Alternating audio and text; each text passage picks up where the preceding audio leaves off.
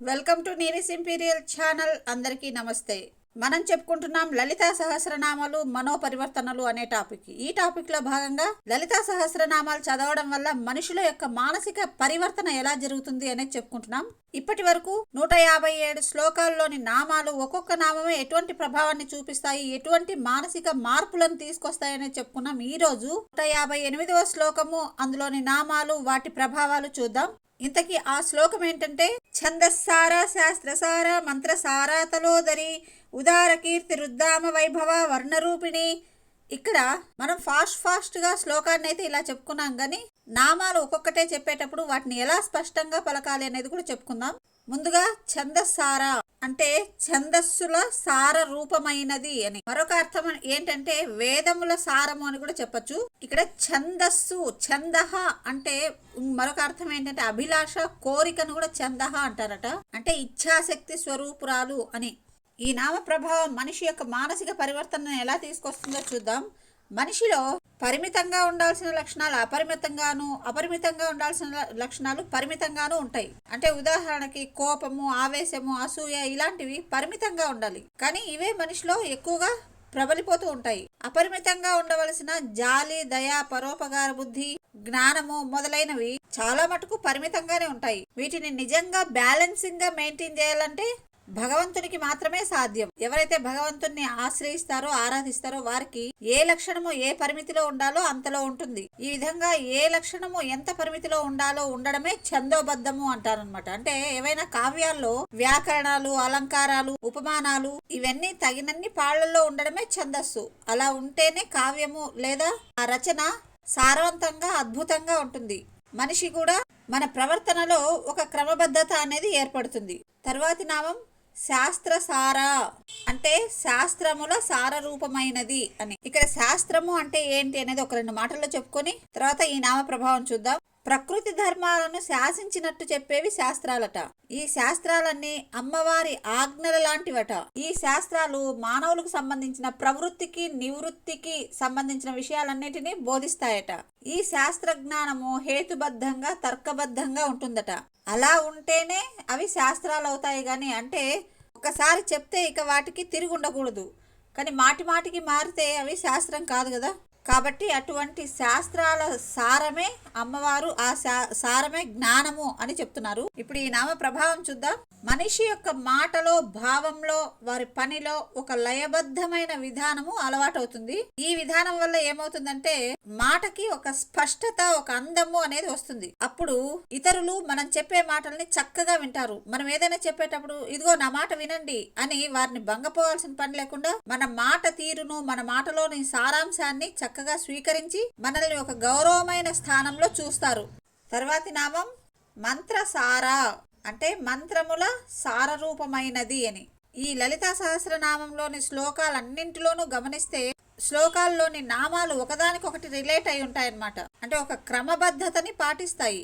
మన వర్ణమాలలోని అక్షరాలు తీసుకుంటే హల్లులలో కవర్గము, చవర్గము, టవర్గము ఇవి ఉంటాయి కదా. ఇవన్నీ ఒక క్రమంలో ఉన్నాయి. ఎందుకున్నాయి అంటే మనం మాట్లాడేటప్పుడు మన మాట ఒక క్రమ పద్ధతిలో బయటకు వస్తుంది. ఆ క్రమాన్ని తెలియజేయడం కోసము, సులభంగా, సుఖంగా పదాలని, అక్షరాలని పలకడం కోసము ఈ క్రమాన్ని ఏర్పాటు చేశారు కదా. ఆ క్రమంలోనే ఆ అక్షరాలని పలికినప్పుడు ఆ అక్షరంలోని శక్తి మనలో ప్రభావాన్ని చూపిస్తుంది.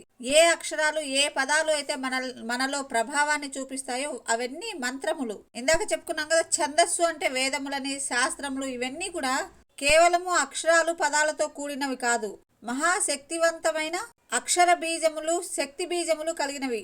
ఆ విధంగా అన్నింటిలోనూ శక్తిగా ఉంటూ వాటిని మననం చేసినప్పుడు, అంటే వాటిని స్మరించినప్పుడు ఆ శక్తి ద్వారా మనకు మేలు చేసేది. కాబట్టి అమ్మవారిని మంత్రసార అని అన్నారు. మననాత్ త్రాయతే ఇది మంత్ర అన్నారు కదా. అంటే మననం చేసినప్పుడు మననం చేయడం వల్ల రక్షించున్నది. కాబట్టి వేదాలను, శాస్త్రాలను మననం చేయు వారికి అమ్మవారు జ్ఞాన రూపంలో కనికరిస్తుంది.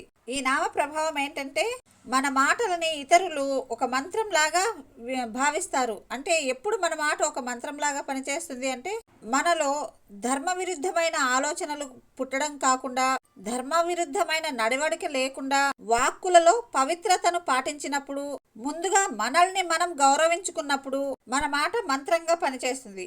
అప్పుడు మన సలహాలను, మనం మాట్లాడే మాటలను ఇతరులు శ్రద్ధగా వింటారు. తర్వాతి నామం తలోదరి. ఇక్కడ తల ఉదరి అంటే తల అంటే సుకుమారమైనది అని, ఉదరి అంటే ఉదరము కలది అని. ఇక్కడ తలము అంటే మరొక అర్థం ఏంటి అంటే లోకము అనే అర్థం కూడా ఉందట. అంటే మనకి 14 లోకాలు ఉన్నాయి, 7 ఊర్ధ్వలోకాలు, 7 అధోలోకాలు అంటారు కదా. ఈ లోకాలన్నింటినీ ఉదరము అందు కలది అని అర్థం అనమాట. ఇక్కడ ముందు చెప్పుకున్నట్టు సుకుమారమైన ఉదరము కలది అంటే అమ్మవారికి సుకుమారమైన ఉదరం ఎందుకు ఉంది అంటే ఆమె సౌందర్య లహరి, సౌందర్యానికే సౌందర్యము, జ్ఞాన సంపన్న. ఎవరైతే అత్యంత అందంగా ఉండి సన్నని ఉదర భాగం కలిగి ఉంటారో అంటే చూడ చక్కని శరీరము కలిగి ఉంటారో వారికి జ్ఞానము తొందరగా అబ్బుతుందట. మనం అమ్మవారి ఫోటో ఏదైనా చూసినప్పుడు ఈ లక్షణాలన్నీ మనకు కనిపిస్తాయి కదా. ఈ లక్షణాలని మనము ఆపాదించుకుని చక్కని శరీరాకృతిని కలిగి ఉండి చురుకుదనాన్ని కలిగి ఉంటాము. తర్వాతి నామం ఉదార కీర్తి. ఇక్కడ ఉదార అనే పదానికి ఉత్ ప్లస్ ఆర అనే రెండు పదాలు ఉన్నాయట. అంటే ఉత్ అంటే పైకి, ఆర అంటే ప్రకాశించు అని. అంటే పైకి ప్రకాశించు కీర్తి కలది. పైకి ప్రకాశించడము అంటే కోణరేఖ వలె, అంటే కోణరేఖలు ఎలా పైకి ఉంటాయో ఆ విధంగా పైకి ప్రకాశించు కీర్తి కలది అని. లేదా సూర్యకిరణాల వంటి అవి ఎలా సూర్యకిరణాలు ఎలా అయితే వ్యాపిస్తాయో అటువంటి కీర్తి కలది, లేదా అంతటా నిండిన కీర్తి కలది అని రకరకాల అర్థాలు ఉన్నాయన్నమాట. ఈ నామం మనిషి యొక్క మానసిక స్థితి మీద ఎలా ప్రభావం చూపిస్తుందో చూద్దాం. ఇందాకటి నామంలో చెప్పుకున్నట్టుగా మంచి శరీర సౌష్ఠవము, చురుకుదనము, జ్ఞానము మొదలైనవి లభింపచేసుకుని సామాన్యమైన సామాజిక జీవితం గడుపుతున్నప్పటికీ మంచి కీర్తి ప్రతిష్టలను సంపాదించుకోగలుగుతాము. తర్వాతి నామం ఉద్దామ వైభవ. ఇందాక మనం శ్లోకం చెప్పుకునేటప్పుడు ఉదార కీర్తి అని అక్కడ విసర్గ పలకకుండా విసర్గ బదులుగా అక్కడ రకారం అనేది వచ్చేస్తుంది. కాబట్టి ఉదార కీర్తి రుద్దామ వైభవ అని పలుకుతాము. రుద్దామ అనకూడదు, ఉదార కీర్తి ఉద్దామ వైభవ అనాలి.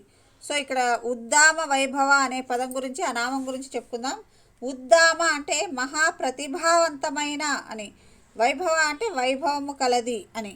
ఈమెకి ఇంతటి మహా ప్రతిభావంతమైన వైభవం ఎలా కలిగింది అంటే అత్యంత కీర్తి కలది కాబట్టి ఆమెకి వైభవము అనేది కలిగింది అనమాట.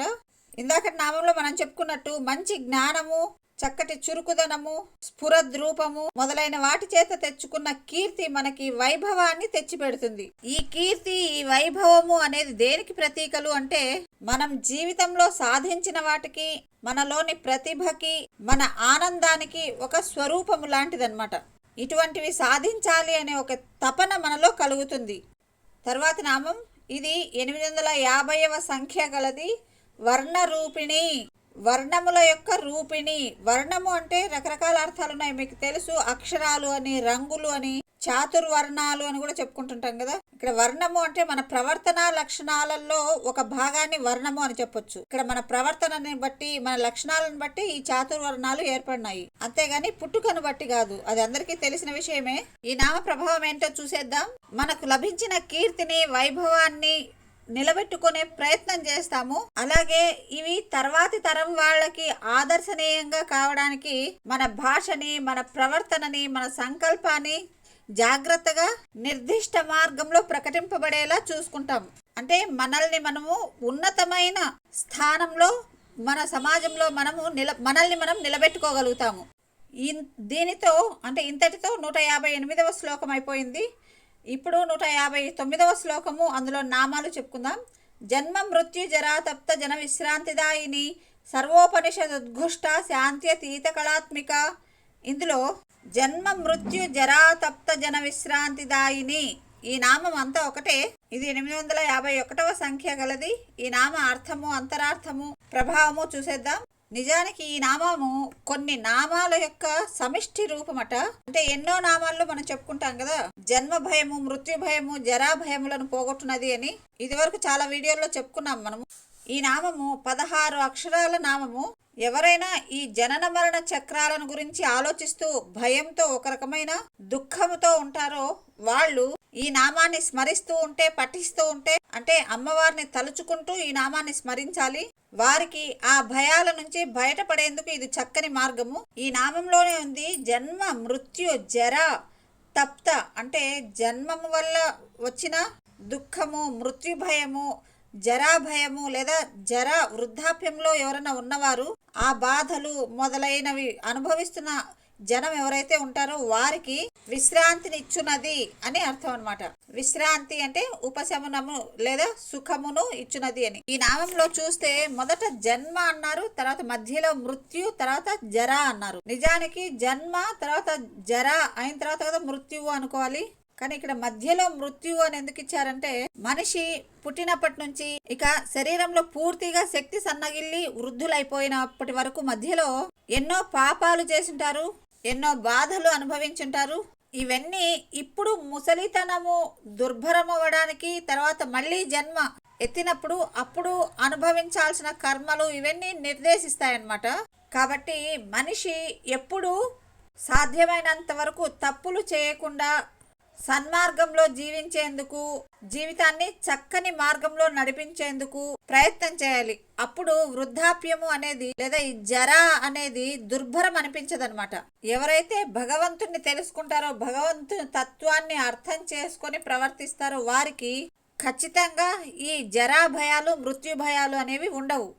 తర్వాతి నామం సర్వోపనిషదుద్ఘుష్ట, అంటే సకల ఉపనిషత్తుల చేత ప్రతిపాదింపబడినది, అంటే రకరకాలుగా ప్రశంసించబడినది అని. ఉపనిషత్తులన్నీ ఆమెని ప్రశంసించినాయి కదా, ఆ అర్థం అన్నమాట. ఇక్కడ ఉపనిషత్తులకు కొన్ని పేర్లు ఉన్నాయట. వేదాంతాలని, వేద శీర్షాలు, శృతి శిరస్సులు అని రకరకాల పేర్లు ఉన్నాయట. ఈ నామ ప్రభావం చూద్దాం. మనము మన వేదాలను, ఇతిహాసాలను, పురాణాలను చదివి వాటి సారాంశాన్ని అర్థం చేసుకొని వాటిలో ఉన్న జీవన విధానాలను, కష్టాలను అన్నింటినీ అర్థం చేసుకొని, అంటే ఆ బాధలు, ఆ కష్టాలు తెలుసుకొని, వాటి కారణాలు కూడా తెలుసుకొని, ఇది వరకు మనుషులకి ఎలాంటి ఇబ్బందులు ఎదురైనాయి అవన్నీ కూడా అర్థం చేసుకొని ఆ ఇబ్బందులకు కారణాలేంటి, మరి వారు పడిన ఇబ్బందులకి, బాధలకి, ఆ పరిస్థితులకు మనకు కారణాలు తెలిస్తే ఆ కారణాలను మళ్ళీ మనము అనుసరించకుండా, అంటే జాగ్రత్త పడుతూ ఈ కష్టాలు, బాధలు అనే పరిస్థితి మనకు కలగకుండా జాగ్రత్త పడాలి అనే ఒక కనువిప్పు అనేది మనకు కలుగుతుంది. తర్వాతి నామం శాంత్యతీత కళారూపిణి అని. శాంతి అతీత కళారూపిణి అంటే శాంతికి అతీతముగా ఉండేటటువంటి కళ యొక్క స్వరూపము అని.